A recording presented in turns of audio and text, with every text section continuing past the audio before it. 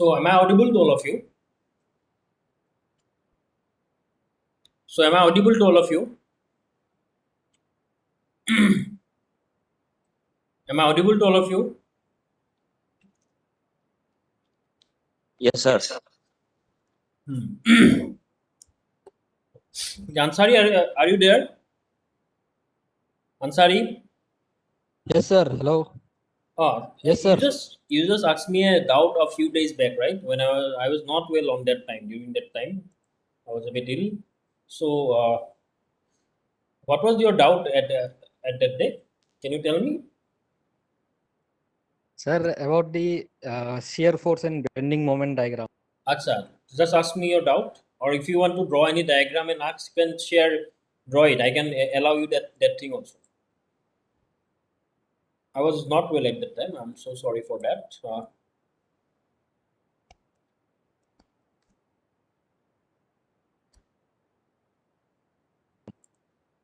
Sir, I will ask later, sir. You can ask me. Sir, I will ask later, not now, Why? sir. You can ask right now. No problem. I'll just do a doubt clearance session and then we'll just go back to our portion classes. No problem with that. Doubt to পিছত clear কৰি লওঁ, sir. এতিয়া কিয় কি নাই, হৈছে? sir. ঘৰত নাই, sir. প্ৰব্লেমটো কি? Sir, I'm not in home, sir. You are not in home. ক'ত আছা ক্লাছ কৰিবলৈ? Yes, sir.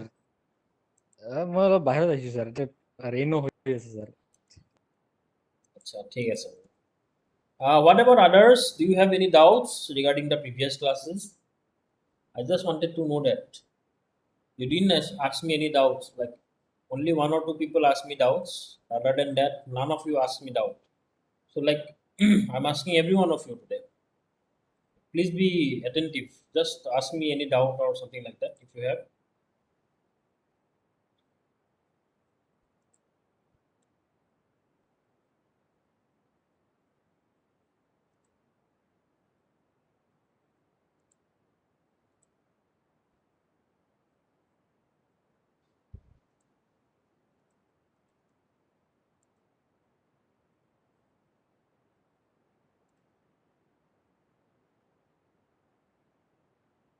Yeah. Any one of you, even if you don't have, you just say me you don't have, now. If you don't have any doubts, just say me you don't have doubts. Because you have like your exams in the last week of this month, I think so, if I am not wrong.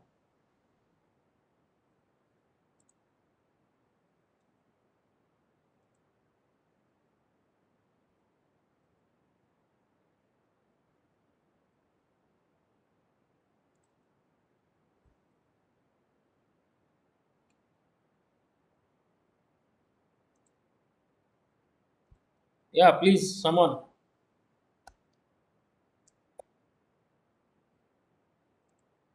If you don't have doubt also, you just say me that you don't have any doubts.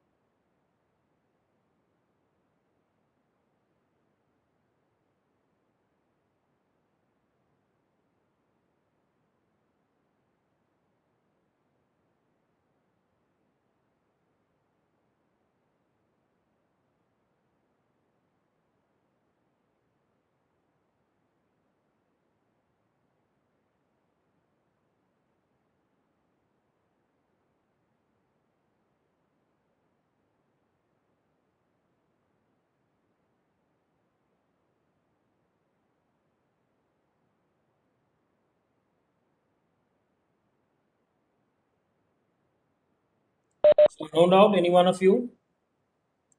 I can't wait for so long now.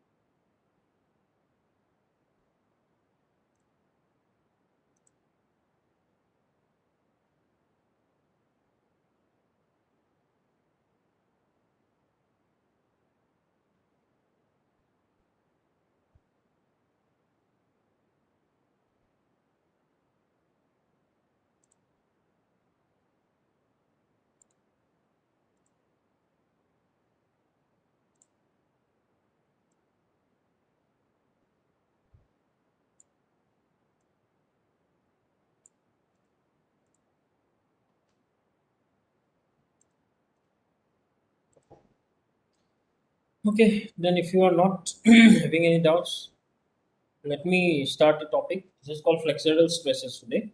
So before that, I'll just show you some tutorials. So this is the flexural stress, what is meant by it, and what are the different types of something like that. Okay.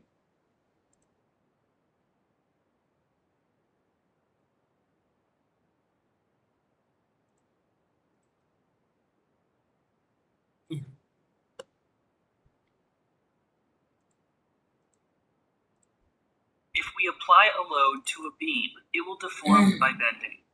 This generates internal stresses, which can be represented by a shear force acting in the vertical direction and a bending moment. The shear force is the resultant of vertical shear stresses, which act parallel to the cross section, and the bending moment is the resultant of normal stresses, called bending stresses, which act perpendicular to the cross section.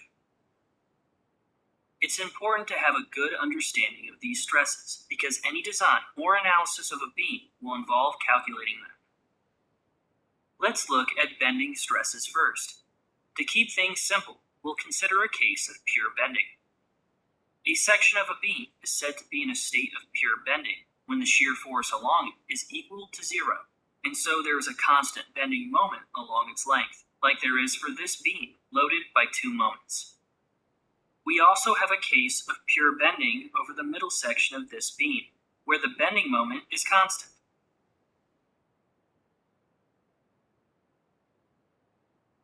Let's look at how a beam deflects when it has a constant bending moment along its length. If we imagine the beam as a collection of very small fibers, as the beam deflects, the fibers at the top of the beam get shorter, meaning that they are in compression, and those at the bottom of the beam get longer, so they are in tension. Somewhere between the top and the bottom of the cross section, there will be a surface containing fibers which stay the exact same length. This is called the neutral surface. It passes through the centroid of the cross section. When looking at the beam in two dimensions, we refer to it as the neutral axis. Let's try and quantify the bending stresses that develop within the beam to resist these applied moments. First, let's calculate the strains in the beam. This can be done quite easily just by considering the geometry of the deformation. Let's watch how a fiber at the neutral axis between points A and B and a fiber between points C and D located at a distance y from the neutral axis deform. Since this is a case of pure bending, we can see that the fibers bend into a perfectly circular arc. We'll call the center of the circle O. Before any deformation, the fibers are all the same length.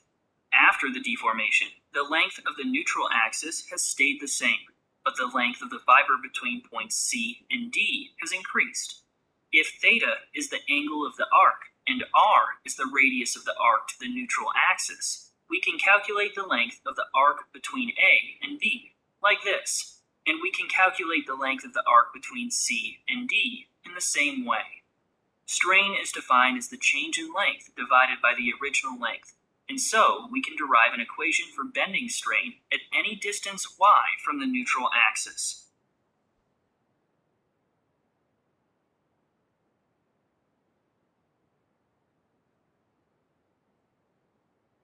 We define the distance y as being positive downwards, and so this equation will give us a positive strain for the bottom of the cross-section, which is in tension. Sometimes you'll see this equation written with a minus sign, but that's because y was defined as being positive upwards.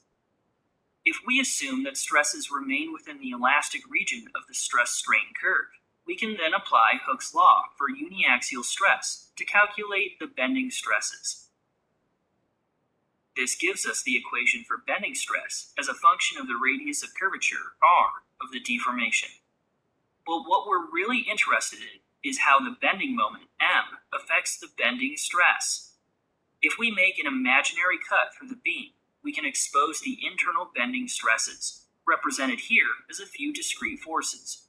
The resultant moment of these internal forces must be equal to the bending moment m, and so we can calculate m by integration, like this. Now we can plug in the equation for bending stress we just derived. When rearranged into this form, we can notice that the integral on the right is the definition of the area moment of inertia. This parameter, which I've covered in detail in a separate video, defines the resistance of a cross-section to bending due to its shape and is denoted using the letter I. We can combine this equation for the bending moment with the bending stress equation to obtain what is known as the flexure formula. So what does it tell us? Bending stress increases linearly as the bending moment and the distance from the neutral axis increase, and it decreases as the area moment of inertia increases. The maximum stress occurs at the fibers furthest from the neutral axis.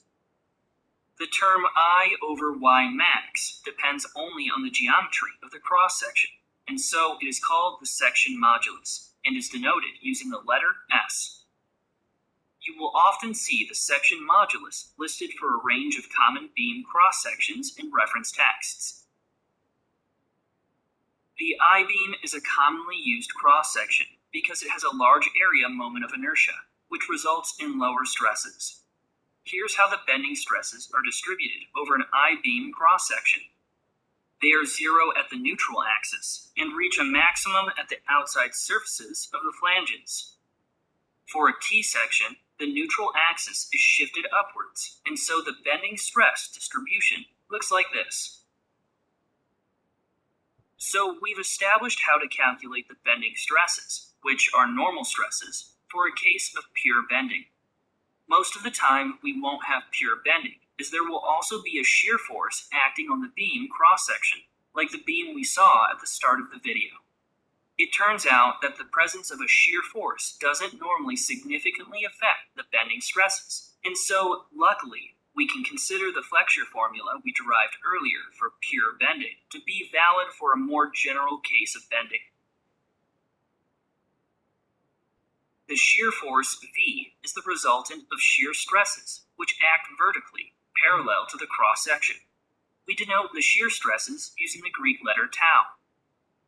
To maintain equilibrium, these vertical shear stresses have complementary horizontal shear stresses, which act between horizontal layers of the beam. One way to visualize these horizontal stresses is to consider a beam made up of several planks of wood.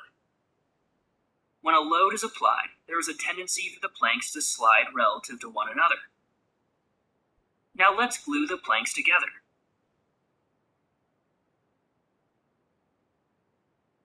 When the load is applied, the planks cannot slide, and so horizontal stresses develop between them. If these shear stresses are larger than the shear strength of the glue bond, the glue will fail. These horizontal shear stresses don't exist if we apply a moment instead of a force, because that gives us a state of pure bending, and so there is no tendency for the planks to slide relative to one another. The presence of these horizontal shear stresses explains why wooden beams sometimes fail by splitting longitudinally. This failure usually occurs close to the neutral axis, for reasons which will soon be obvious.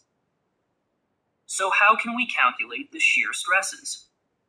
We can calculate the average shear stress acting on the cross-section as the shear force V divided by the cross-sectional area. But the shear stresses aren't distributed uniformly across the beam cross-section. The shear stress has to be zero at the free surfaces at the top and bottom of the beam. So the average shear stress isn't very useful, since it doesn't tell us the maximum shear stress. Instead, we can use this equation to calculate the shear stresses acting on the cross-section. I won't cover the derivation of the equation here, but it's based on considering equilibrium of stresses acting on a small element within the beam. The equation assumes that the shear stress is constant across the width b of the cross-section, so tau is a function of the distance along the beam, x, and the distance above the neutral axis, y. V is the shear force acting on the cross-section, which varies with the distance along the beam. B is the width of the cross-section. It can vary with the distance y from the neutral axis, but in this case, the cross-section is rectangular, so B is constant. I is the area moment of inertia, which is a constant value calculated based on the shape of the cross-section. And Q is the first moment of area for the portion of the cross-section above the location we want to calculate the shear stress for. So it varies with the distance y above or below the neutral axis. It is equal to the product of the area above the location of interest and the distance between the centroid of that area and the neutral axis. If the location of interest is below the neutral axis, we consider the area below the axis instead of the area above it. To calculate the first moment of area at this line, which is at a distance y from the neutral axis, we multiply the area of the blue rectangle above the line by the distance from the neutral axis to the centroid.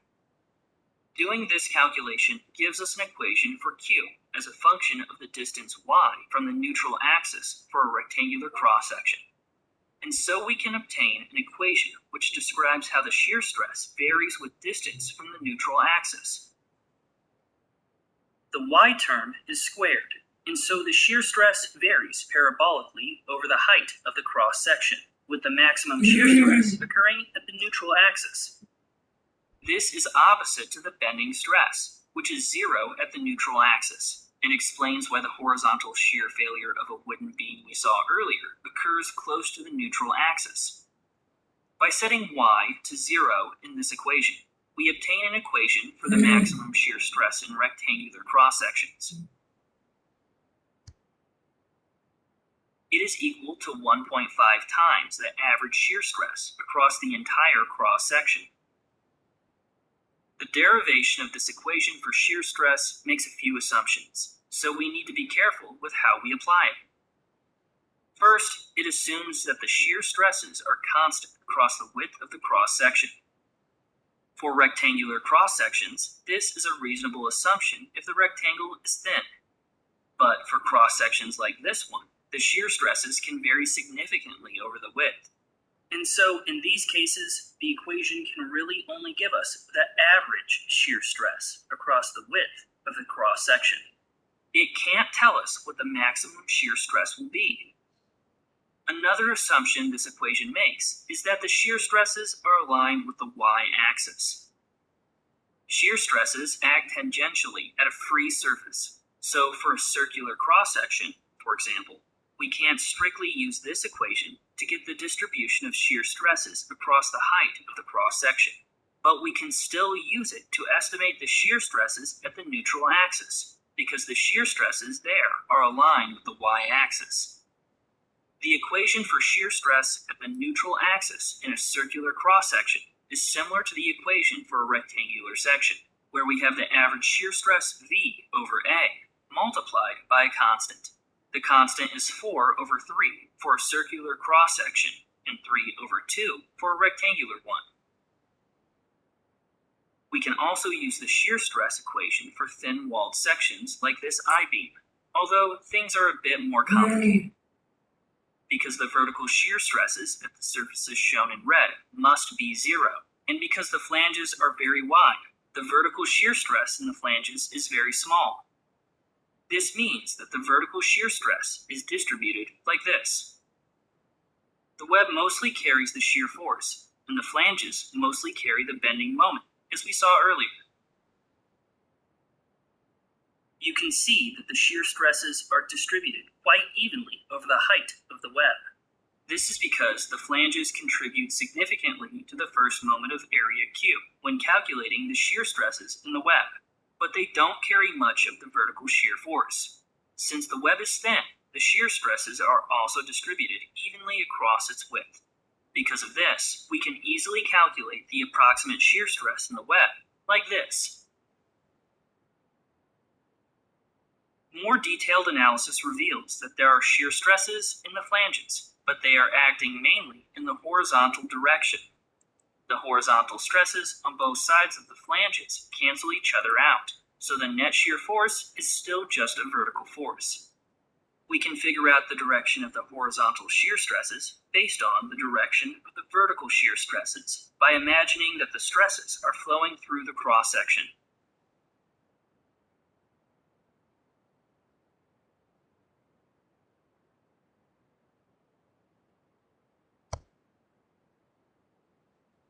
That's it for this review of bending and shear stresses in beams. If you enjoyed the video and would like to see more content like this, please consider supporting the channel on Patreon. Thanks for watching.